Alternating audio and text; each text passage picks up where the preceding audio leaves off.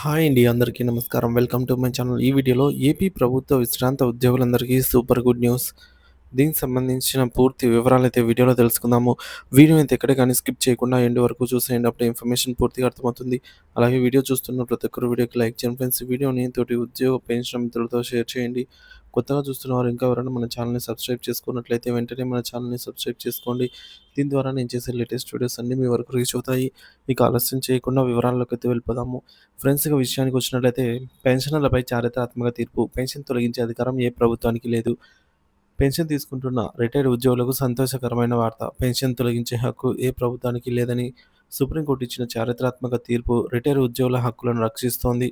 Justice YV Chandrachud నేతృత్వంలోని ధర్మాసనం ఈ తీర్పునైతే ఇచ్చింది. సుప్రీంకోర్టు తీర్పు వివరాలైతే ఇక్కడ చూడొచ్చు స్క్రీన్ పైన. డేట్ 17 డిసెంబర్ 1982 నాటి సుప్రీంకోర్టు చీఫ్ జస్టిస్ గౌరవనీయులైన శ్రీ వైవి చంద్రచూడ్‌తో కూడిన ఐదుగురి ధర్మాసనం గౌరవ శ్రీ డిఎస్ నకారా కేసును విచారించి చారిత్రాత్మక తీర్పునైతే ఇచ్చినది. తీర్పులోని ముఖ్య అంశాలు చూసుకున్నట్లయితే పెన్షన్ ఉద్యోగి యొక్క ప్రాథమిక హక్కు. పెన్షన్ గత సేవలకు ప్రతిఫలం మాత్రమే. పెన్షన్ ఎవరి దయా ధర్మభిక్షం కాదు. పెన్షన్ రద్దు చేసే అధికారం ఏ ప్రభుత్వానికి లేదు. పెన్షన్ ఆర్థిక న్యాయం చేకూర్చే సంక్షేమము మాత్రమే. పెన్షన్ ప్రతి ప్రభుత్వ రిటైర్డ్ ఉద్యోగి గౌరవంగా జీవించడానికి ఇచ్చే జీవన భృతి అనైతే సుప్రీంకోర్టే పేర్కొనడం జరిగింది.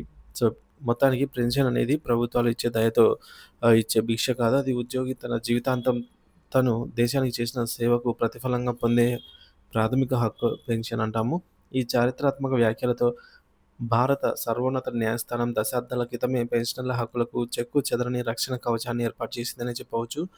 ప్రభుత్వాలు మారినా, విధి విధానాలు మారినా పెన్షన్ తొలగించే అధికారం ఏ ప్రభుత్వానికి లేదని స్పష్టం చేసింది. లక్షలాది మంది విశ్రాంత ఉద్యోగుల జీవితాలకు ఆర్థిక భరోసా కల్పిస్తున్నటువంటి ఈ తీర్పు వెనుక ఉన్న డిఎస్ నకారా గారి పోరాటం, దాని ప్రభావం గురించి అయితే తెలుసుకుందాము. డిఎస్ నకారా గారి కేసు ఒక వ్యక్తి పోరాటం, కోట్లాది మందికి వరం. ఈ చారిత్రాత్మక తీర్పుకు మూలం శ్రీ డిఎస్ నకారా. ఆయన భారత రక్షణ శాఖలో ఫినాన్షియల్ అడ్వైజర్‌గా పనిచేసి 1972లో పదవీ విరమణ చేశారు.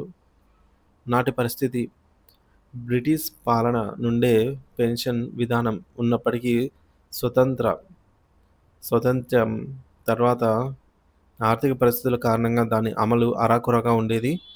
పెన్షన్ సక్రమంగా అందక వృద్ధాప్యంలో విశ్రాంత ఉద్యోగులు తీవ్ర ఇబ్బందులు పడేవారు. నకారా గారి పోరాటం దేశానికి నేను చేసిన సేవకు గుర్తింపుగా వృద్ధాప్యంలో గౌరవంగా జీవించడానికి నాకు ఆర్థిక భరోసా కావాలంటూ నకారా గారు సుప్రీంకోర్టును ఆశ్రయించారు. చారిత్రాత్మక ధర్మాసనం తీర్పు. ఈ కేసును డిసెంబర్ 17, 1982 అప్పటి సుప్రీంకోర్టు ప్రధాన న్యాయమూర్తి అయినటువంటి జస్టిస్ వైవి చంద్రచూడ్ నేతృత్వంలోని ఐదుగురు సభ్యులతో ధర్మాసనం విచారించింది. సుప్రీంకోర్టులోని తీర్పు ఈ విధంగా అయితే ఉంది. So, DS Nakara versus Union of India కేసులో సుప్రీంకోర్టు వెలువరించిన తీర్పు పెన్షన్ నిర్వచనాన్ని శాశ్వతంగా మార్చివేసింది. తీర్పులోని కీలక అంశాలు: పెన్షన్ అనేది ప్రాథమిక హక్కు. పెన్షన్ అనేది ఉద్యోగి యొక్క ప్రాథమిక హక్కు. అది ప్రభుత్వ దాక్షిణ్యాలపై ఆధారపడినది కాదు. పెన్షన్ అనేది ఉద్యోగి గతంలో అందించిన సేవలకు గుర్తింపుగా చెల్లించే ప్రతిఫలం. ఏ కారణం చేతైనా ఏ ప్రభుత్వానికైనా పెన్షన్‌ను రద్దు చేసే అధికారం లేదు. ఇది ఉద్యోగి జీవితకాలపు హక్కు. పెన్షన్ అనేది ఒక సామాజిక, ఆర్థిక న్యాయాన్ని చేకూర్చే ఒక సంక్షేమం పథకము. ప్రతి విశ్రాంత ప్రభుత్వ ఉద్యోగి వృద్ధాప్యంలో గౌరవంగా జీవించడానికి ఇచ్చే జీవన భృతి పెన్షను.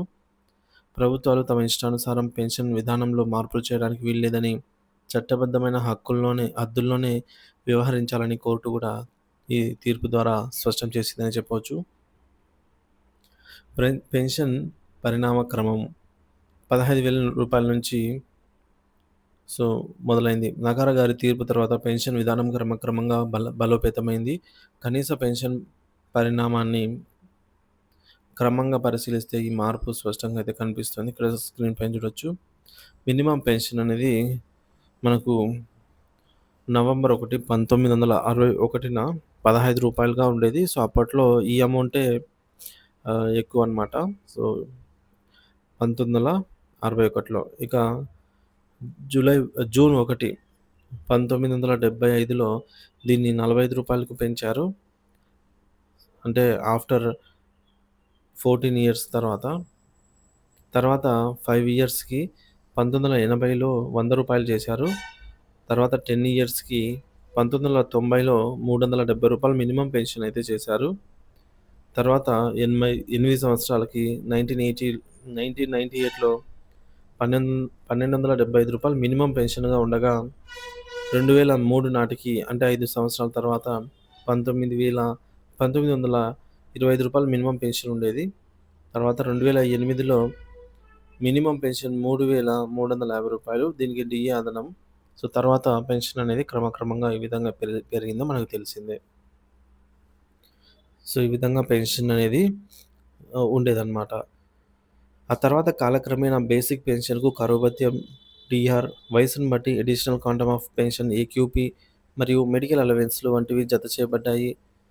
సో, ఈరోజు మనం పొందుతున్న పెన్షన్ ప్రయోజనాల వెనుక దశాబ్దాల న్యాయ పోరాటాలు, సంఘాల కృషి అయితే ఉన్నాయని క్లియర్ అవుతుంది. ప్రస్తుత సవాళ్లు, తీర్పులున్న ఆగని ఇబ్బందులు. సుప్రీం కోర్టు తీర్పులు, రాజ్యాంగ రక్షణలు ఉన్నప్పటికీ నేటికీ పెన్షనర్లు కొన్ని సమస్యలను ఎదుర్కొంటూనే ఉన్నారు. డీఆర్ బకాయిలు జీవోలలో ప్రకటించినప్పటికీ డీఆర్ బకాయిలు సకాలంలో చెల్లించకపోవడము. సో, మనము రీసెంట్‌గానే తీసుకోవచ్చు. జీవో నంబర్ 28 అండ్ 30 ద్వారా. సో, 28 ద్వారా డీఏ, 30 ద్వారా డీఆర్ అనేది ప్రకటించడం జరిగింది గత ప్రభుత్వము. దీని తాలూకా అరియర్స్‌ని అయితే ఇంతవరకు చెల్లించలేదనమాట. సో, జీవోలో అయితే 3 ఇన్‌స్టాల్‌మెంట్ అమౌంట్‌లో అయితే అరియర్ చెల్లిస్తామని చెప్పడం జరిగింది. ఆ గడువు గూడా పూర్తయిపోయి చాలా రోజులయిపోయింది. కానీ ఈ యొక్క బకాయిలైతే మనకు అధిగతిలే అంటే మనకు ఎప్పుడు చెల్లిస్తారు ఏమి అనేది లేదనమాట. జీవోలో ఉన్న అంశాలు గూడా మనకిక్కడ అమల్లోకి రాకపోవడము. అలాగే పీఆర్సీ అరియర్స్ విషయానికొచ్చినట్లయితే పే రివిజన్ కమిషన్ సంబంధించి 11 పీఆర్సీ అరియర్స్ ఏళ్ల తరబడి పెండింగ్‌లోనే ఉన్నాయి. అలాగే కొత్త పీఆర్సీకి 2 సంవత్సరాలు గడిచిపోయినా గూడా ఇంప్లిమెంట్ కావటం లేదు. ఇక వైద్య సదుపాయాలు, ఈహెచ్ఎస్ వంటి పథకాల అమలులో లోపాలు, నగదు రహిత వైద్యం పూర్తి స్థాయిలో అందుబాటులో లేకపోవడము లాంటి ఇబ్బందులు పెన్షనర్స్ తీవ్రంగా అయితే ఇబ్బందులకు గురి చేస్తున్నటువంటి అంశాలు. పెన్షన్ అనేది కేవలం నెల నెలా వచ్చే డబ్బు కాదు. అది ఒక ఉద్యోగి ఆత్మ గౌరవానికి, దేశ సేవకు దక్కిన గుర్తింపు.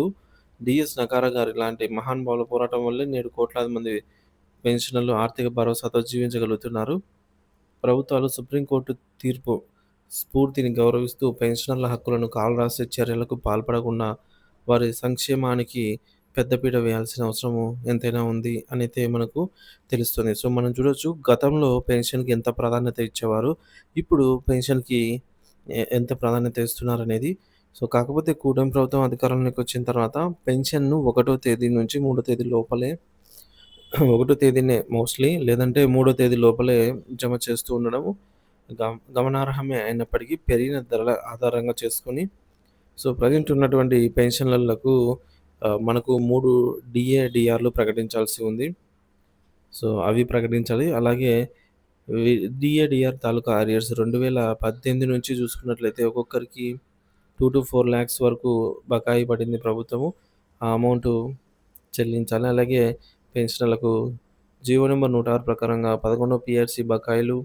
ఈ బకాయిలన్నీ కూడా త్వరితగతిన అలాగే ఇప్పుడు రీసెంట్‌గా రిటైర్ అయిన వారికి కూడా బెనిఫిట్స్ అయితే అందడం లేదు. అంటే డిలే అవుతున్నాయన్నమాట. వీటన్నిటిని కూడా ప్రభుత్వము ఈ యొక్క సిస్టమాటిక్‌గా టైమ్ టు టైమ్ అయితే చెల్లించినట్లయితే ఈ యొక్క పెన్షనర్స్‌కి సంబంధించి ఇబ్బందులన్నీ కూడా తొలగిపోయినట్లనే చెప్పవచ్చు. సో, త్వరితగతిన ప్రభుత్వం అయితే వీటన్నిటిని కూడా చెల్లిస్తుందని అయితే భావిస్తూ అప్పటి సుప్రీంకోర్టు తీర్పు కూడా మనకు న్యాయంగానే వచ్చిందనైతే అర్థమవుతుంది. సో, అప్పుడు ఎలా ఉందో ఇప్పుడు కూడా పెన్షనర్స్‌కి సేమ్ అంతే ప్రయారిటీ అయితే ఇవ్వాలనైతే కోరుకుందాం.